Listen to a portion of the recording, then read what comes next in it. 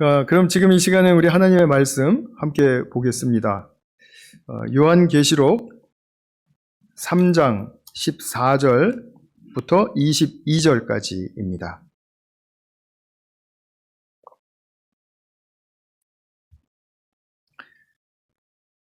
요한계시록 3장 14절부터 22절까지 제가 세 번역으로 봉독하겠습니다. 라오디게아 교회의 심부름꾼에게 이렇게 써 보내어라. 아멘이신 분이시요 신실하고 참되신 증인이시요 하나님의 창조의 처음이신 분이 말씀하신다. 나는 내 행위를 안다. 너는 차지도 않고 뜨겁지도 않다. 내가 차든지 뜨겁든지 하면 좋겠다. 내가 이렇게 미지근하여 뜨겁지도 않고 차지도 않으니 나는 너를 내 입에서 뱉어버리겠다. 너는 풍족하여 부족한 것이 조금도 없다고 하지만 실상 너는 내가 비참하고 불쌍하고 가난하고 눈이 멀고 벌거벗은 것을 알지 못한다. 그러므로 나는 네게 권한다. 네가 부유하게 되려거든 불에 정련한 금을 내게서 사고 네 벌거벗은 수치를 가려서 드러내지 않으려거든 흰옷을 사서 입고 네 눈이 밝아지려거든 안약을 사서 눈에 발라라. 나는 내가 사랑하는 사람은 누구든지 책망도 하고 징계도 한다. 그러므로 너는 열심을 내어 노력하고 회개하여라. 보아라, 내가 문 밖에 서서 문을 두드리고 있다. 누구든지 내 음성을 듣고 문을 열면 나는 그에게로 들어가서 그와 함께 먹고 그는 나와 함께 먹을 것이다. 이기는 사람은 내가 이긴 뒤에 내 아버지와 함께 아버지의 보좌에 앉은 것과 같이 나와 함께 내 보좌에 앉게 하여 주겠다. 귀가 있는 사람은 성령이 교회들에 하시는 말씀을 들어라. 아멘. 오늘 이제 드디어 요한계시록 2장 3장에 나오는 7교회에 보내시는 메시지 중에 마지막 메시지를 이제 맞이하게 되었습니다. 라오디게아 교회는 굉장히 또 유명한 교회죠. 우리 다른 또 본문으로 설교할 때에도 많이 인용되는 교회이기도 하고요. 아마도 그것은 라오디게아 교회가 우리 현대교회와 가장 닮은 점이 있어서 그런 것이 아닌가 하는 그런 생각도 해보게 됩니다. 근데 슬픈 것은 이렇게 우리 현대교회에 많이 비유되는 라오디게아 교회가 칭찬을 한마디도 듣지 못한다라는 것입니다. 그것이 7교회 중에 또 유일한 하나의 특징이기도 합니다. 4대 교회조차도 살아있는 듯 하지만 죽어있는 교회라고 말씀을 하셨어요. 그러나 그 교회조차도 흰옷 입고 주님을 따르는 이제 무리들이 있다는 것을 또 기쁘게 말씀해 주셨거든요. 그런데 라오디게아 교회는 그런 일말의 어떤 칭찬이 보이지 않습니다. 먼저 제가 라오디게아라는 도시의 그 배경을 잠깐 설명을 드리겠습니다. 이 라오디게아는 굉장히 물질적으로 부유한 도시였습니다. 왜 그랬냐면 뭔가 산업이 활발했어요. 예를 들면 옷감을 만드는 섬유 산업이 굉장히 활발했고 또 고급 옷감을 제작했기 때문에 색상이 또 화려한 그런 옷들도 많이 있었다고 합니다. 두 번째로는 금융산업이 굉장히 발달했어요. 그래서 이렇게 통화가 아주 활발했고요. 그러면 그 예나 지금이나 통화의 그 가장 정점이라고 볼 수 있는 것이 뭡니까? 돈이지만 금이죠, 금. 금이 아주 많은 도시였다고 합니다. 그 다음에 또 하나는 의료 산업이 많이 발달했었다고 합니다.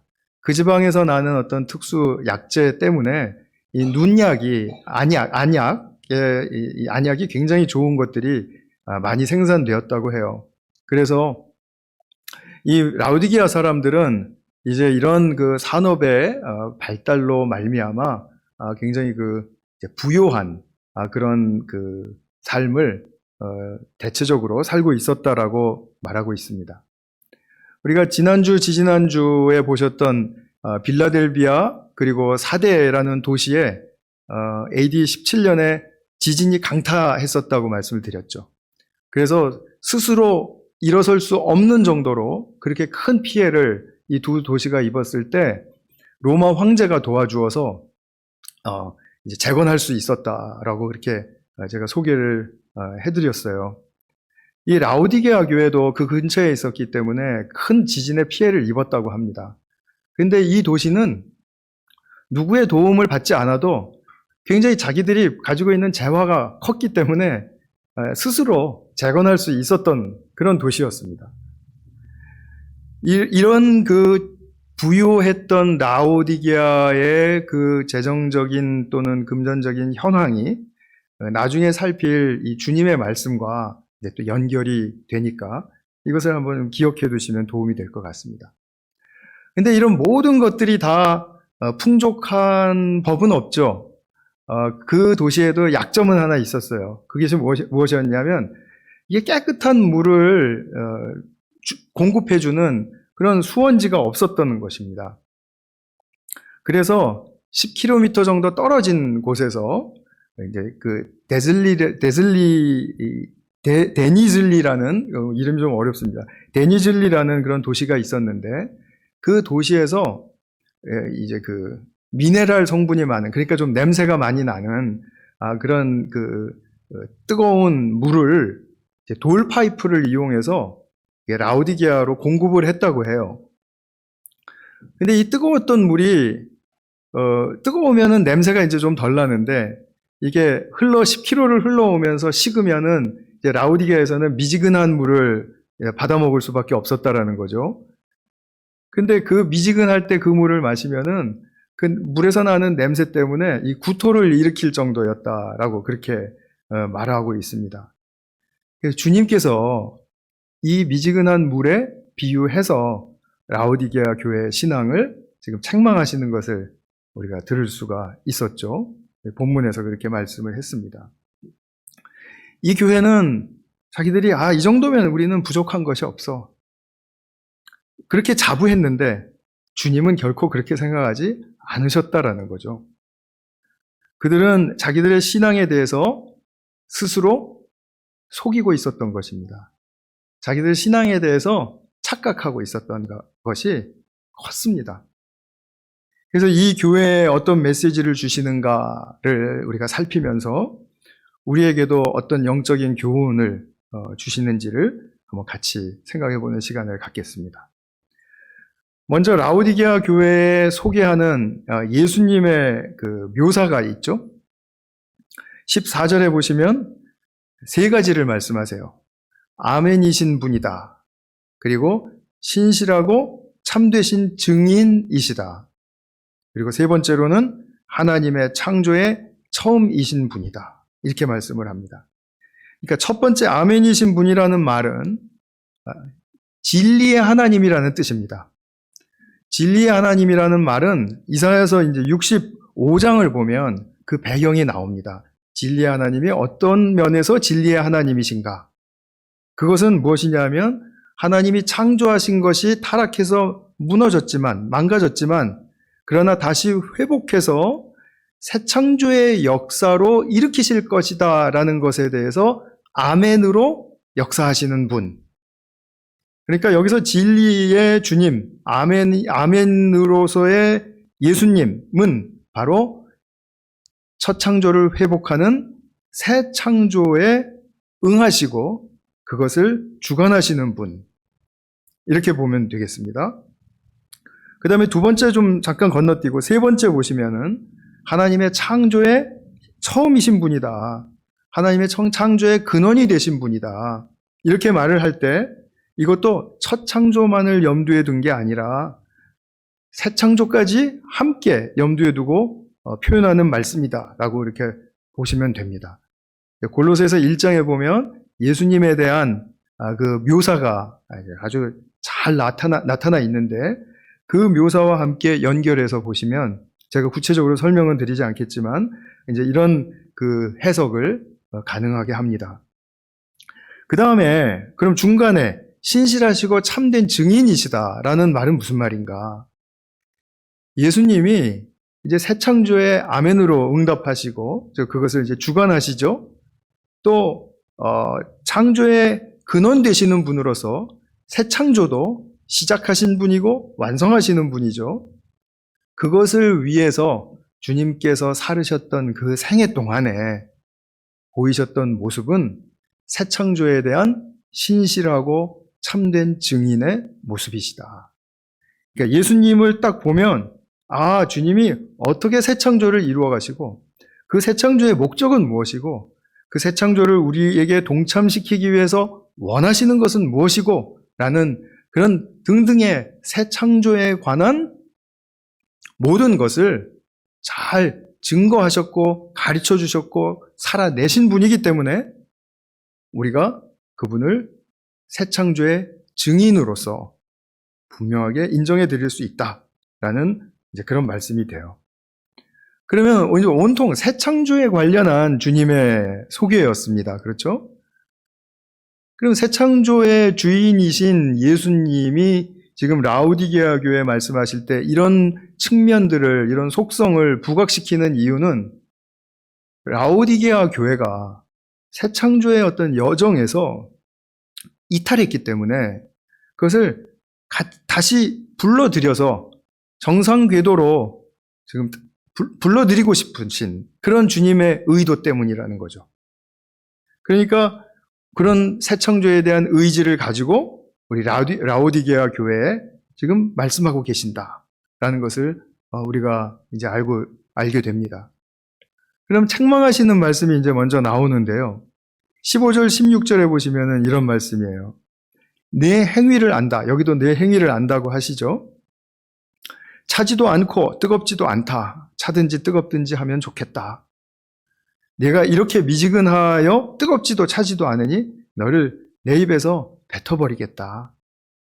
그러니까 그들이 그 데니실리라는 곳에서 오는 그 미지근한 물을 받아 먹었을 때 역한 그런 느낌을 주님이 이렇게 같이 재현하시면서 이 영적인 면에서 공감을 유도하시는 거죠.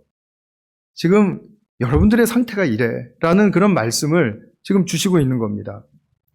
이 말씀을 지나치게 영적으로 해석을 하면 신앙이라는 게 차갑든지 뜨겁든지 해야지 미지근한 거는 그건 아무것도 아니야. 이렇게 그냥 우리 생각에서 말씀하실 수가 있어요. 그런데 성경에 보면 어느 곳에도 차가우라는 말은 없어요. 신앙을 권면할 때 네 신앙은 차가워야 된다 이런 말은 없어요. 그러니까 성경의 흐름의 말씀과 어울리지 않죠. 그죠? 차갑든지 해라 라는 말은 해당이 안 된다 이런 말씀이에요. 그래서 이 말은 이제 그 당시에 그 라오디게아 그 도시의 또 그 어떤 배경을 설명할 때, 배경을 바라볼 때 우리가 쉽게 이해할 수 있습니다. 라오디게아에서 떨어진 곳에 이제 히라폴리스라는 곳이 있었습니다. 히레폴리스라는 곳이 있었는데 여기는 아주 뜨거운 온천수가 유명했어요. 미국으로 말하면 어디가 될까요? 옐로스톤이요? 네, 좋습니다. 이렇게 탁탁 나오면 좋죠. 네. 또 신약에도 나오는 골로새라는 곳이 있었어요. 골로새 교우들이 바울의 편지를 받아서 골로새서가 이제 신약에 있죠. 골로새는 아주 차갑고 신선한 냉천수가 유명했어요. 그런데 라오디게아 물은 어땠다고요? 미지근하고 냄새가 났단 말이죠. 그러니까 이렇게 무언가 우리가 살아가는데 좀 기능과 효용성이 이렇게 뚜렷해야 된다. 그러니까 라오디게아 교회는 새 창조의 언약의 파트너로서 주님과 함께 나아갈 때 좀 이런 기능과 효용성이 분명해야 된다. 그런데 지금 라오디게아 교회는 물질적인 부여, 나는 이만하면 됐다라는 그런 거에 착각하고 도취되어 있으니까 지금 그 기능과 효용성을 발휘할 수가 없는 거죠. 예수님은 지금 이 말씀을 하고 계시는 겁니다. 그러면서 이어서 말씀하시기를 풍족하여 부족한 것이 없다고 하지만 실상은 네가 비참하고 불쌍하고 가난하고 눈이 멀고 벌거벗은 것을 알지 못한다. 우리가 육체적으로 비참하고 불쌍하고 가난하고 그리고 벌거벗었다면 그것을 왜 알지 못하겠습니까? 그런데 라오디게아 교우들이 그것을 잘 알지 못할 만큼 지금 어떤 착각의 상태에 들어와 있다는 거죠. 지금 이들은 영적으로 자기들의 상태를 직시할 수가 없는 것이에요. 그러니까 무슨 말이냐면 영적으로 무감각하고 무분별하고 무지하다라는 그런 지금 말할 수 없는 그 영적인 약점을 실제로 가지고 있는 것입니다. 예수님은 지금 그것을 지적하고 있는 것이죠. 무감각하고 무분별하고 무지하면 이제 착각을 하게 되죠. 오해를 하게 되고요. 그러면 정말 이제 그 다음에 후속으로 일어나는 일들에 대해서는 우리가 뭐 상상할 만하죠. 그죠? 자기 자신에 대해서 착각하는 사람처럼 참 보기 힘든 사람도 없잖아요. 근데 그것을 보시는 주님의 심정은 어떠셨을까요? 자기들은 다 잘났다고 하는데 사실은 그렇지 않아요. 사실은 그렇지 않은 모습을 실제로 딱 볼 수 있는 주님은 어떤 심정을 가지셨을까요? 저는 굉장한 긍휼을 느끼셨을 거라고 생각이 됩니다. 굉장히 불쌍한 것입니다. 그 사람이 뭐 후속으로 하는 짓이 뭐 좀 못났고, 그리고 또 좀 이렇게 관계 파괴적이고, 또는 뭐 독불장군식이고, 이렇게 해도 사실은 그 속을 들여다보면 정말 영적으로 비참함이 굉장히 불쌍한 것이죠. 말하자면 그 주님의 끌어오르시는 그런 긍휼의 마음을 숨기실 수가 없을 것 같았다라는 그런 생각이 듭니다. 근데 그런 가운데 주님이 이제 권면하시는 말씀이 있죠. 당신에게서 사라고 말씀하세요. 그러니까 당신에게서 사라는 말씀은 주님이 내가 돈 받고 바꾸겠다라는 뜻이 아니라 이것은 나에게 오면은 내가 은혜로 풍요롭게 줄 수 있다라는 그런 뜻입니다. 첫 번째로 사라고 하는 것이 무엇이냐면 부유하게 되려면, 진정으로 부유하게 되려면 불에 정련한 금을 내게서 사라. 라오디게아는 금융산업이 활발했기 때문에 금이 흔한 도시라고 말씀을 드렸죠. 그런데 그 금 말고 불에 정련한 금을 사라. 무슨 말씀이세요? 이 금은 성경에서 우리가 이제 보석이 나올 때는 항상 그 에덴에서부터 시작한 그 주님의 아름다움과 고귀함과 그리고 아주 소중한 것, 그것을 의미합니다. 그러니까 자신의 삶을, 우리의 삶을 비록 삶에 환난이 있고 어려움이 있고 그리고 갈등이 있고 하더라도 그런 것들을 통해서 주님께 의지하면서 내가 정결하게 빚어질 수 있는 그런 금과 같은 존재로서 나타나기를 애써라. 그것은 가능한 일이다. 이렇게 말씀을 하시는 거죠. 진정한 영적인 부유함을 얻으라는 것이에요. 우리가 가지고 있는 어떤 물질을 다 뺏으려고 하시는 말씀이 아니라 그 금도 좋지만 더 중요한 우선순위에 놓아야 할 진짜 영적으로 부유하게 하는 금이 있다. 그것을 꼭 지녀야 한다. 무엇을 지불하고서라도 그 금은 꼭 소유해야 된다. 이런 말씀이세요. 이 세상에 금도 물론 쓸모 있고 그리고 필요하죠. 그러나 그 금으로는 새 창조의 역사에 있어서 인간이 하나님으로부터 만들어질 때 부여받았던 그런 창조의 축복을 누릴 수가 없다. 이런 말씀이죠. 하나님이 의도하신 대로 우리의 그 축복을 가질 수가 없다. 하나님은 주고 싶어 하시는데 우리는 그것을 이 금을 사지 않으면 차버리는 결과가 나타나는 것입니다. 우리가 환난이나 어려움이나 갈등이나 이런 것들을 누구나 다 피하기를 원합니다. 그런데 그렇게 해서 우리를 넘어지고 무너지게 하는 것 같지만 사실은 굉장히 우리에게 유익한 측면이 있습니다. 왜 그런지 아세요? 사람은 환란이 오고 어려움이 닥치면은 자기를 아무래도 성찰하게 됩니다. 자기 자신을. 물론 자기 자신에게서 이 원인을 못 찾고 자기가 죄인임과 자신이 얼마나 약한지를 잘 모르면 이제 성찰하다가 이제 화가 나니까 다른 사람에게 이제 화살을 보낸다라든지 아니면 하나님께 책망하는 그런 일들이 생기곤 하죠. 그런 위험성이 있음에도 불구하고 하나님께서는 우리에게 환난과 어려움과 갈등을 허용하세요. 왜요? 그것을 통해서 내 잘 정돈되었다라고 생각하는 사고와 나의 어떤 주장과 어떤 나의 시각이 이렇게 금이 가면서 크랙이 생기는 겁니다. 그러면 그 크랙 사이로 내 속에 진짜 뭐가 들어있었는지를 알게 돼요.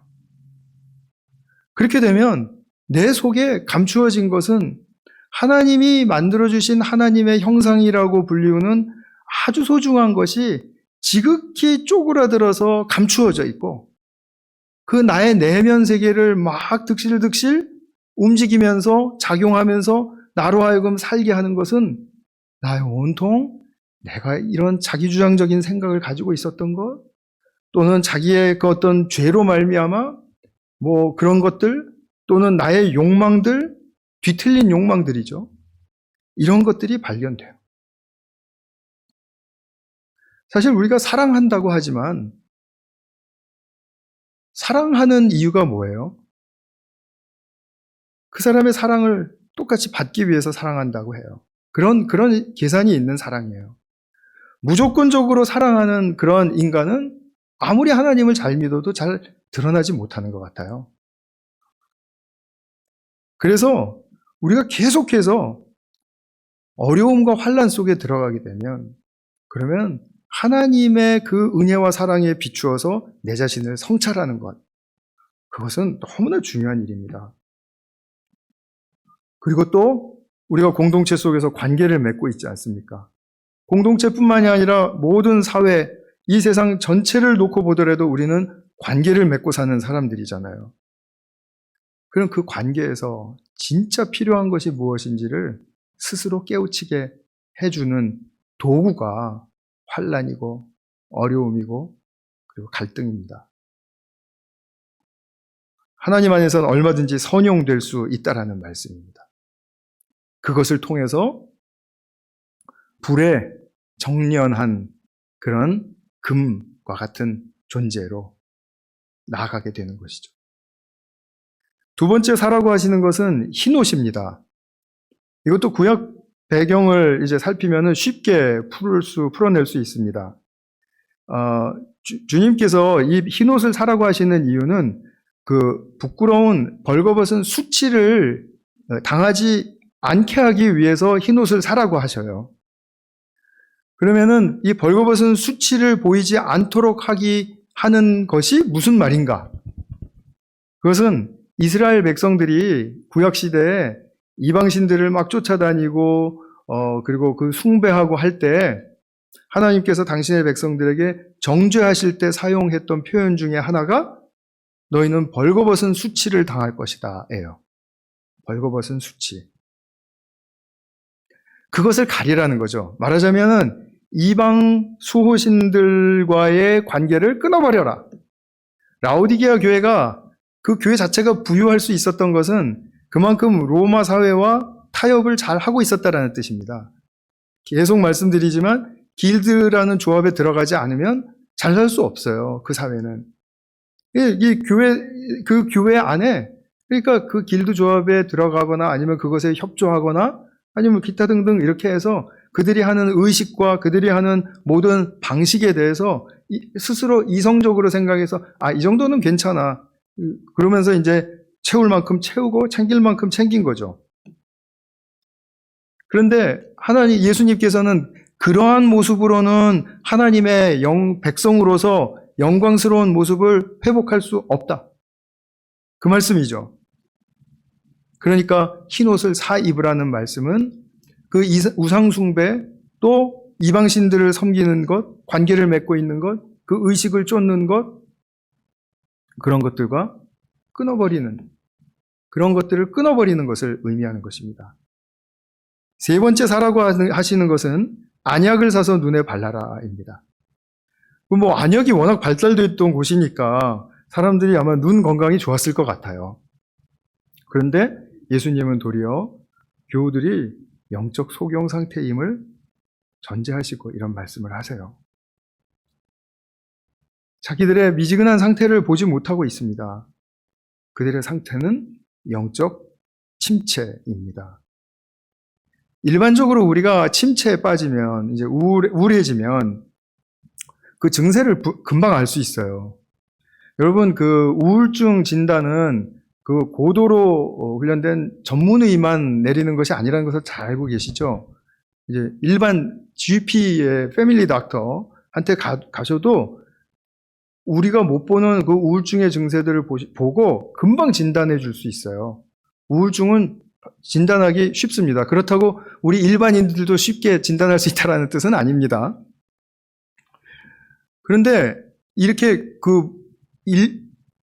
이러한 가운데 영적 침체를 빠지게 되면, 그러면 모습은 활발할 수 있어요.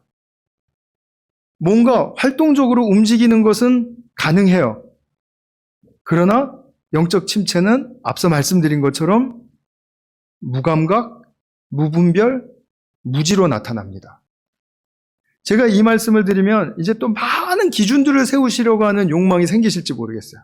이건 안 되고 저건 안 되고, 그래야지 자기가 분별이 있는 것처럼 보일 테니까. 그런데 그런 삶의 기준을 따지라는 게 아닙니다.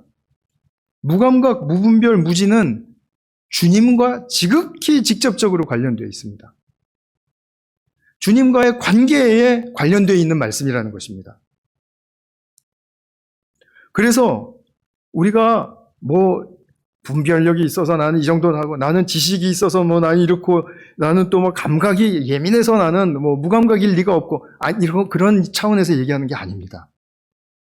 그것이 아니라 우리가 주님과의 관계를 잠깐 놓쳐버리게 되면 영적 침체는 소리 없이 우리에게 침투해 들어올 수 있다는 것입니다. 그래서 육체적 부요함으로 말미암아 주님이 주신 것이니까 우리에게 주신 모든 것들이 다 괜찮다, 그렇게 믿어서 영적인 부요함을 정작 놓쳐버릴 수 있는 그런 우리의 그 위기적인 상황들이 얼마나 많이 있을 수 있다라는 것을 말씀드리고 싶은 거죠. 영적 침체라는 것은 예수님의 진리와 사탄의 거짓의 싸움에 대해서 무지로 나타납니다. 그러니까 무엇이 진리이고 무엇이 거짓이고, 내가 어떻게 하는 것이 참이고 어떻게 하는 것이 거짓인가에 대해서 잘 모르는 거예요. 그냥 내가 살아왔던 도덕적인 기준에 의해서만 살면은 그러면 되는 걸로 생각을 하는 것이, 그게 바로 영적인 무지의 상태입니다. 근데 우리가 참으로 살아간다라는 의미를 우리가 살아내려고 애를 쓰면 우리가 사실 굉장히 씁쓸하고, 그리고 굉장히 이렇게 걸리는 것들이 많습니다. 어떤 사람의 행동을 보고 내가 저 사람을 참으로 사랑하는가 아닌가는 먼저 자기 자신이 점검할 수 있습니다. 저 사람이 싫고 나쁘고의 문제를 떠나서 내 속에서 지금 긍휼이 일어나고 있는가, 저 사람에 대한 연민이 일어나고 있는가, 그것을 확인하면 금방 아실 수 있어요. 그것이 없으면 참일 수가 없습니다. 관계 속에서 그래요. 다 내가 하고 싶은 대로 돼야 되는 것이죠. 그렇게 아니면 틀린 거라고 믿는 것이죠. 그것이 사탄의 거짓인 줄 모르고 그렇게 믿는 것입니다. 긍휼과 연민이 사랑의 싹으로서 트게 되는 것입니다. 근데 여기에 관심이 별로 없으시잖아요. 그죠? 저 사람이 하는 행동을 보고 딱 싫다 좋다가 딱 이렇게 느껴지니까 우리는 그런 1차 감정에 휘말려서 그냥 거기서부터 계속 자기 나름대로 해석해 가는 거예요. 내가 저 사람이 싫은 이유, 오늘 두 가지를 밝혀냈다면 내일은 또 한 가지를 밝혀내야지. 나는 참이니까 막 이렇게 착각하고 무분별하고요. 무지하고 이런 것은 굉장히 슬픈 현실이지 않습니까? 우리가 가까이 있을수록 그런 일이 많이 일어날 수가 있습니다. 그런데 정말 우리 속에서 피어나야 될 것은 긍휼과 연민의 싹입니다. 그렇게 되면 나의 긍휼이 솟아나는 그 마음속에 정말 주님이 함께 해주셨으면 좋겠다라는 열망이 생기게 돼요. 내가 나의 긍휼로 무엇을 할 수 있는 게 아니거든요. 긍휼 자체는, 내가 가진 긍휼 자체는 힘이 없거든요. 그렇기 때문에 주님이 정말 함께 해주셨으면 좋겠다. 그래서 제가 계속 말씀드리는 것이 주님의 임재를 구하는 기도가 진실되게 올려드려질 수 있기를 바랍니다. 그리고 우리 기도하는 것입니다. 교회뿐 아니라 가정에서 또는 사회에서 또는 자연에서도 주님의 그 함께 동행하심의 역사가 어떠한 꽃과 어떠한 열매로 피워내는가에 대한 관심이 생긴다라는 말씀이에요. 주님이 함께 하시면 저 자리에는 어떤 아름다움이 피어날까? 주님이 저 사람과 동행을 정말 짙게 하신다면 저 사람에게서는 어떠한 자기의 그 한계 있는 기질이고 또 성품이지만 거기서 진리의 꽃을 피워낼까? 그것을 기대하게 된다는 거죠. 정말 주님의 사랑의 역사를 앞서 우선적으로 추구하게 된다는 말씀입니다. 우리는 누구를 고치려고 하는 욕망이 굉장히 강해요. 그리고 당신들이 틀렸다라는 것을 입증하기 위해서는 굉장히 에너지를 많이 씁니다. 아니, 우리 머리 구조 자체가 그렇습니다. 그것에 대한 깨어남이 우리 모두에게 일어나셨으면 좋겠습니다. 이에 대해서 예수님의 책망과 징계가 있습니다. 19절에 보시면 뭐라고 하셨나요? 내가 사랑하는 사람은 누구든지 책망도 하고 징계도 한다. 그래서 지금 책망하시고 징계하세요. 라오디게아 교우들을. 그러므로 너는 열심을 내어 노력하고 회개하여라. 자, 유명한 말씀이죠. 열심을 내라 그러면 또 우리는 활동을 생각합니다. 근데 이 열심을 내라고 하는 말씀은 회개로 이어지는 열심입니다. 이상하죠? 우리는 회개해야 열심이 나잖아요. 그죠? 근데 라오디게아 교우들은 지금 그런 상태가 아니에요. 지금 먼저 열심을 내야 할 분명한 포인트가 있다는 것입니다. 분명한 포인트.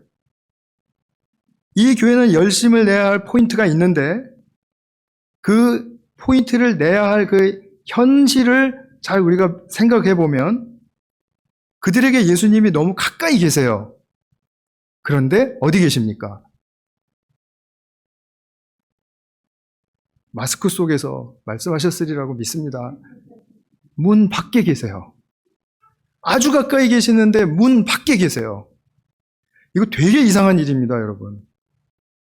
교회 주인은 누구세요? 예수님이세요. 근데 어떻게 주인이 자기 집 문을 못 열고 들어옵니까?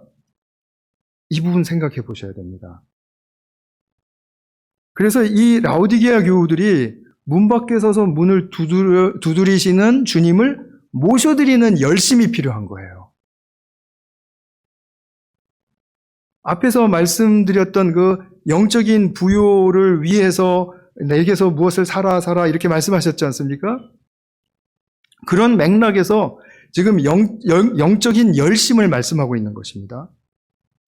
기독교에서 영적이란 말은 무슨 말입니까? 불교에서도 영적이란 말 쓰고요. 뉴에이지에서도 영적이란 말 쓰고 모든 분야에서 영적이란 말을 씁니다. 기독교에서 영적이라는 말은 무엇이 기초가 돼야지 그것이 진짜 영적입니까? 제가 계속 힌트를 드렸듯이 주님과의 인격적인 관계가 영적인 기초가 됩니다. 주님과 관계가 살아있지 않으면 영적인 것이 아닙니다. 아무리 영적으로 보이고 아무리 기도를 많이 하든지 아무리 성경을 많이 보든지 그게 나쁘다라는 뜻이 아니라 주님과의 관계가 없는 상태 속에서 그것을 하는 것은 영적일 수가 없어요. 라오디게아 교우들의 모습일 수 있어요. 그래서 주님이 말씀하시는 것이 이겁니다. 내 음성을 들어라. 내 음성이 들려지기를 원한다. 내 음성을 듣고 문을 열어주면 나는 그에게로 들어가 그와 함께 먹고 그는 나와 함께 먹을 것이다. 주님과의 연합 속에서 누리는 친밀한 교제를 지금 굉장히 갈망하고 계시다는 것을 알 수가 있죠. 주님의 마음입니다. 주님의 희망이세요. 이 주님의 희망이 교회의 희망이 되는 것이 굉장히 시급한 문제입니다. 아까 말씀드린 것처럼 예수님은 교회의 주인이시기 때문에 게스트가 아니세요. 근데 게스트가 아니신데 아이러니컬하게도 자기 파트너, 당신의 파트너인 교회에게 열쇠를 주셔서 다 맡겨놓고 계시는 거예요. 그리고 당신조차도 자기 파트너가 문을 열어줘야지 당신 집으로 들어갈 수 있는 거예요. 그리고 지금 문 밖에 서서 계속 두드리시는 거라고요. 마태복음 16장 18절에 보면 베드로의 유명한 고백이 있죠. 예수님은 그리스도시고 살아계신 하나님의 아들이십니다. 그렇게 고백했더니 주님이 굉장히 기뻐하시면서 내 교회를 그 고백 위에 세우시겠다고 했습니다. 그러니까 교회는 무엇이 없으면은 종이 교회냐 하면 주는 그리스도시고 살아계신 하나님의 아들로서 우리 교회의 중심에 계셔야 할 분입니다라는 고백이 없으면 그러면 교회는 아니에요. 아무리 교회 모습을 띠고 있어도. 그렇죠? 그건 확실하게 아시겠죠? 근데 19절, 그 다음 구절에 보시면은 주님께서 베드로에게 주시는 것이 하나 있습니다. 무엇입니까? 열쇠! 맞습니다. 내가 너에게 하늘나라의 열쇠를 주겠다. 그러면 그 열쇠를 누가 가지고 있습니까? 교회가 갖고 있는 거죠. 예수님이 주셨으니까. 그럼 예수님 마스터키 가지고 계시겠지. 이것도 우리의 또 너무 발달된 현대사회에서 우리가 가질 수 있는 생각입니다. 아니죠. 예수님에게는 마스터키가 없으세요. 완전히 우리를 신뢰하고 주셨어요, 열쇠를. 우리를 신뢰하시는 표시예요. 그만큼 우리를 믿으시겠다라는 결의가 있으신 행동이라는 것입니다. 그러니까 예수님도 문 밖에 서서 우리가 열어드리지 않으면 그러면은 들어오실 수가 없는 거예요. 그런데 못 들어오시는 것은 어떤 지금 이 현실입니까? 이 파트너 사이에 배신이 일어난 현실이죠. 우리가 교회에서 어떤 일을 하든지 어떤 모임과 교제를 하든지 가장 중심에 있어야 할 것은 무엇입니까? 영적 침체 상태를 괜찮다고 해서 착각하고 그러지 말고 예수님을 언제나 모셔드리는 것이죠. 예수님과 함께하고 그분을 아는 기쁨으로 채워져서 그것이 교회의 동력이 되어야 되는 것이죠. 근데 우리 교회의 동력은 어디에 있다고요? 보통? 불안에서 나타난다는 것입니다. 이러다가 우리 교회 망하면 안 돼. 이러다가 우리 교회 다 떠나면 안 돼. 이러다가 우리 교회 부족해서 이러면 안 돼. 옛날처럼 안 되면 안 돼. 다 이런 불안. 그 불안은 사실 사람을 얼마나 영리하게 만드는지 모릅니다. 우리가 자식을 키울 때 보면 알아요. 자식에 대해서 굉장히 불안하거든요. 그러면 걔에 대해서 해주고 싶은 그 영리한 조언들이 얼마나 많이 쏟아져 나오는지 몰라요. 저만 웃고 있으니까. 다들 안 그러시나 봐요. 막 그렇게 되거든요. 유혹입니다, 그거. 유혹. 이렇게 해야 되고 저렇게 해야 되고 막 이런 거. 아니죠. 먼저 주님이 우리와 함께 하셔야 된다. 함께 하시면 동행하는 가운데 시간을 주님께 맡겨드리고 우리는 단지 인내함으로 주님과 함께 걸어가면 주님의 뜻을 이루신다. 이렇게 해서 주님의 동행이 교회의 동력이 되면 모든 교우들에게서 나타나는 모습은 무엇입니까? 주님의 임재를 그토록 사모하게 되는 것이고요. 주님과 함께 걸어가는 이 과정을 잘 인내할 수 있는 그런 모습으로, 성품으로 변화되는 것이죠. 그러니까 이 교회에 오면은 사람들이 뭐 열심히 하는 것 같지도 않고 뭐 어떻게 좀 가라앉은 것 같은데 다녀보니까 뭔가 심지는 있고 뭔가 느껴지는데 그게 뭘까? 주님의 동행이죠. 그 무언가 하는 것은 주님의 임재라는 말씀이죠. 예수님이 교회 안에 들어오셔야 이루어지게 되는 일이 있습니다. 그것은 뭐냐면 새 언약의 성취를 주님과 함께 온전히 누릴 수 있습니다. 우리 혼자 있어서는 주님 없이는 우리는 새 언약의 성취를 온전히 누릴 수 없습니다. 주님과 동행이 빠져 있고 주님의 임재가 빠져 있기 때문에 주님이 이미 이기셨고 누리셨던 오늘 본문에서 말씀하신 것처럼 이기셨고 얻으셨던 그 하나님의 보좌에 앉으신 그 축복과 영광스러움은 주님 없이 어떻게 누릴 수가 있겠어요? 그렇죠? 그런데 주님은 이것이죠. 내가 이긴 후에 아버지 보좌에 앉은 것과 같이 나와 함께 내 보좌에 앉게 해 주겠다. 이기는 자에게는. 그러니까 우리가 가지고 있는 열쇠를 사용해서 주님께 문을 열어드리는 것입니다. 개인적으로도 그렇고요. 공동체적으로도 당연히 그렇고요. 그러면 우리가 주님과 함께 새 언약의 성취를 누릴 수 있다라는 말은 무엇입니까? 주님과의 인격적인 사랑이 굉장히 부유해지고요. 친밀해지고요. 그러면서 주님과의 교제가 친밀해지면은 상대를 강요하거나 상대를 비난하지 않는 모습으로 나타나고요. 그 다음에 우리가 모두가 다 함께 새 언약의 성취를 누려야 할 존재로서 그것을 격려하고 그것을 또 도와주고 이런 모습으로 바뀌어가게 되는 거죠. 그래서 우리가 왕의 보좌에 앉게 된다는 것처럼 영광스러운 축복은 없는 것입니다. 세상 왕은 권력과 파워와 조직의 힘으로 다스립니다. 아무리 훌륭한 왕이라도 힘을 제대로 구사하지 못하고 조직의 힘을 빌리지 못하면 잘 다스릴 수가 없지 않습니까? 근데 예수님, 우리 왕은 이 파워와 어떤 조직의 힘으로 움직이시겠다는 게 아니라 사랑과 인격적인 관계로 이루어 가시겠다라는 겁니다. 그래서 내가 너를 이만큼 사랑한다, 이만큼 신뢰한다라는 의미로 우리에게 열쇠를 주시고 당신은 가지고 계시지 않으세요? 그런데 우리가 열어드리면 같이 들어오셔서 우리로 하여금 당신이 누리신 그 하나님의 보좌에서의 그 영광과 축복을 함께 누리게 해주시겠다라는 그런 위대한 약속을 우리에게 주시고 있는 것입니다. 우리가 주님이 들어오실 수 있도록 항상 우리가 먼저 생각해야 할 것은 내가 열쇠를 쥐고 있는 그런 신뢰받는 자이지를 꼭 기억해 주시기 바랍니다.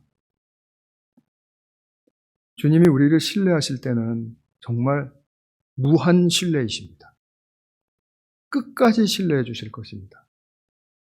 이 세상이 종말이 고하기까지 우리를 그토록 믿어주실 것입니다. 그런 믿어주시는 주님께 우리가 열쇠를 내어드려야 되겠죠. 예수님과 함께 왕노릇하며 진정한 공동체의 기쁨을 누릴 수 있기를 소망합니다.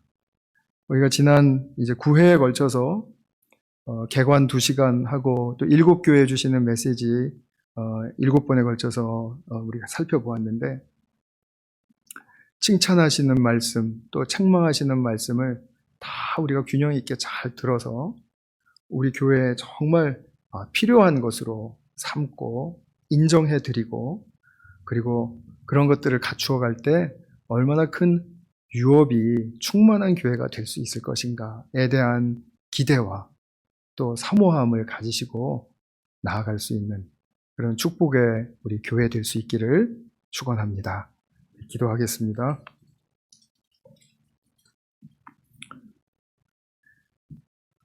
사랑하는 아버지 하나님, 우리 주 예수 그리스도의 왕 되심을 찬양합니다. 이 세상 왕과는 현격하게 다른 모습과 또 성격과 또 속성을 가지고 계신 분임을 저희들이 날마다 깨우쳐가게 됩니다. 주님의 진정한 왕 되심에 우리 모두가 매료될 수 있도록 축복하시고 함께하여 주시옵소서.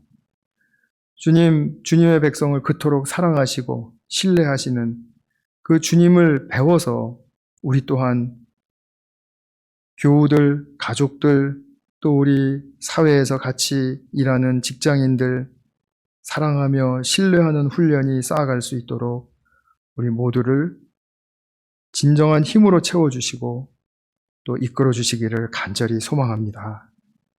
주님께 이러한 삶이 이루어질 수 있다는 것을 믿고 또 고백드리오며 우리 구주 예수 그리스도의 이름으로 기도하였습니다. 아멘.